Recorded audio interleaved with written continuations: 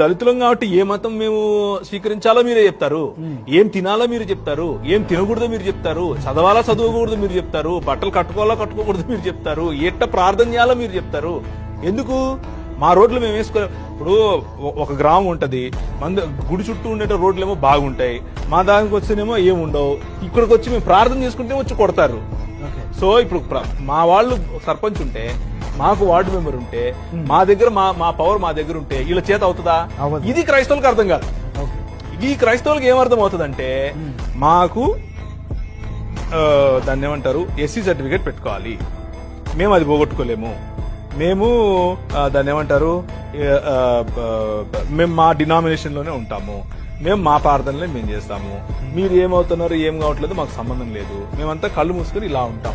ఇది క్రైస్తవులు బాగా బయటికి రావాలి. సో మీరు ఒక హెచ్చరిక చేస్తున్నట్టుగా 100% ఇలాగే ఉండండి. రేపు తర్వాత హెచ్చరిక చేయడానికి మీరు ఉండరు, వినడానికి చెప్పడానికి నేను ఉండను.